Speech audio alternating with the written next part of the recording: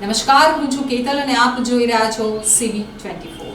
સુરતમાં નગર પ્રાથમિક શિક્ષણ સમિતિના 5 જેટલા શિક્ષકો વિદેશમાં છે, જેમાંથી 2 શિક્ષકો એવા છે જે 6 મહિનાથી વિદેશમાં હોવા છતાં 3 મહિનાથી પગાર લઈ રહ્યા છે. સુરત મહાનગરપાલિકા નગર પ્રાથમિક શિક્ષણ સમિતિના 5 જેટલા શિક્ષકો હાલ વિદેશમાં છે, જેમાંથી 2 એવા છે જેઓ છેલ્લા 6 મહિનાથી વિદેશમાં હોવા છતાં 3 મહિનાના પગાર પણ લઈ ચૂક્યા છે અને 3 નોટિસ મળ્યા બાદ પણ તેઓ ફરજ ઉપર હાજર થયા નથી. ગુજરાતમાં શિક્ષકો વિદ્યાર્થીઓની જગ્યાએ તંત્રને ઉઠા બનાવતા હોવાનું સર્વત્ર સામે આવી રહ્યું છે, ત્યારે પાલિકા સંચાલિત નગર પ્રાથમિક શિક્ષણ સમિતિમાં પણ અન્ય જિલ્લાઓની માફક 3 શિક્ષકો અંદાજે 6 મહિનાથી ગેરહાજર હોવા છતાં પગાર ચાલુ છે. અન્ય જિલ્લાઓમાં આવા કૌભાંડ બહાર આવ્યા બાદ સમિતિમાં પણ શિક્ષકોની હાજરીની ચકાસણી થઈ હતી, જેમાં શાળા ક્રમાંક 121ના શિક્ષક નિમિષા પટેલ અને ક્રમાંક 190ના આરતી ચૌધરી વિદેશ ગયા હોવાનું જણાવી 6 મહિનાથી વધુ સમયથી રજા માણી રહ્યા છે, જ્યારે શાળા ક્રમાંક 275ના શિક્ષક અંસારી મોહમ્મદ અમીન મુસાનો તો કોઈ અતોપતો જ નથી. આ ત્રણેયને હાજર થવા નિયમ મુજબ 3 નોટિસ અપાઈ ચૂકી છે. તપાસમાં સામે આવ્યું છે કે 100થી વધુ શિક્ષકો છે, જેમાં 44 CRC તરીકે કામ કરતા શિક્ષકો પણ હાજર રહેતા નથી, જ્યારે એક શિક્ષક તો URCનો નિયમ વગર ચાર્જ મળ્યા બાદ પણ શાળાના વર્ગમાં વર્ષોથી જતા જ નથી. આ લોકો પોતાના URCના કુલિંગ પિરિયડ દરમિયાન પણ શાળામાં જતા નથી. તો સમિતિમાં 1000થી વધુ શિક્ષકોની ઘટ છે, ત્યારે આ પ્રકારે ગુલ્લીમારી અને નેતાગીરી કરતા રહેતા અને વર્ગખંડમાં નહીં જતા શિક્ષકો સામે પણ પગલાં લેવાઈ શકે છે. સમિતિમાં સ્ટાફ માટે ઓનલાઈન પંચિંગ અમલમાં છે, પરંતુ વર્ષોથી આ સિસ્ટમને કોઈ પણ નિર્ણય વિના સમાપ્ત કરી દેવામાં આવી છે. ખાસ કરી અને 3 મિસ પંચ થાય અને ફિંગરપ્રિન્ટ નહીં નીકળે તો પગાર કપાઈ જાય છે, પરંતુ વારંવાર શાળા શરૂ થવાના સમયની મિટિંગોને કારણે આવા શિક્ષકોની હાજરી સેટ કરવાનો પ્રશ્ન ઊભો થતાં આ સિસ્ટમનો ઉલાળ્યો કરી દેવામાં આવ્યો છે.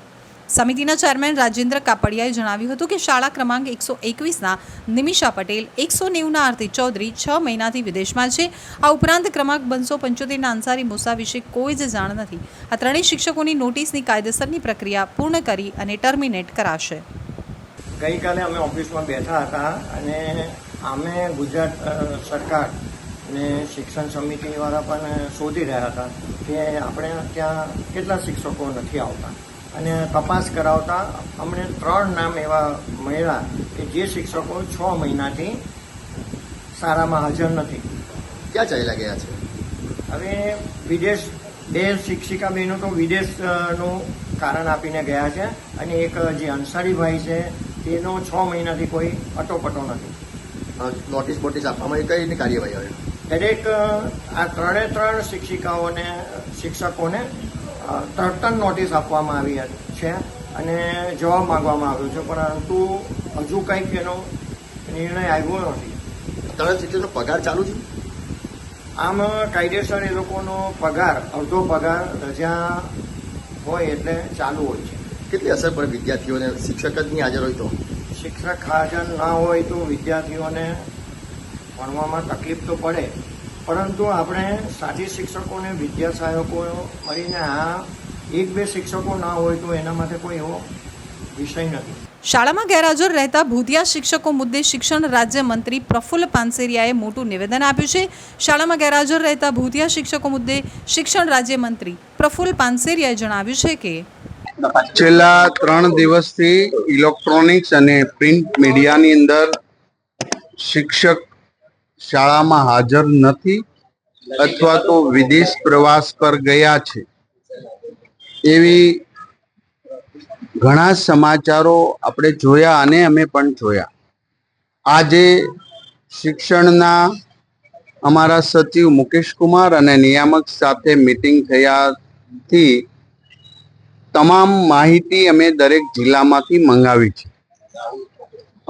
અત્યારે માહિતી મંગાવવાનું શરૂ છે, ત્યારે 17 જિલ્લાઓમાં અમે તપાસ કરી તો 31 શિક્ષકો બિનઅધિકૃત એટલે કે એમને રજા નથી લીધી અને 32 શિક્ષકો વિદેશ ગયા.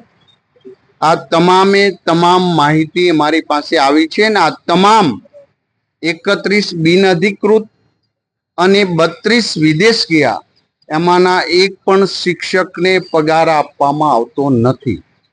હવે બીજા જે જિલ્લાઓની વાત છે એ જિલ્લાઓની સાંજ સુધીમાં માહિતી આવશે ત્યારે તમામ બિનઅધિકૃત શિક્ષકો જેઓને રજા નથી લીધીને જતા રહ્યા છે અને વિદેશ ગયેલા આ તમામ ઉપર કાયદેસરની જે અમારા લો છે એ પ્રમાણે એમને છટકબારી ન મળે, એમને નોટિસ આપ્યાથી સમય વગેરે લો વિભાગ સાથે પણ સંકલન કરી એક્શન લેવા માટે ચોક્કસ પ્રકારે આદરણીય મુખ્યમંત્રી શ્રીના ધ્યાને દોર્યું છે અને આદરણીય મુખ્યમંત્રી શ્રીએ કડકમાં કડક કાર્યવાહી કરવા માટે સૂચના આપેલી છે.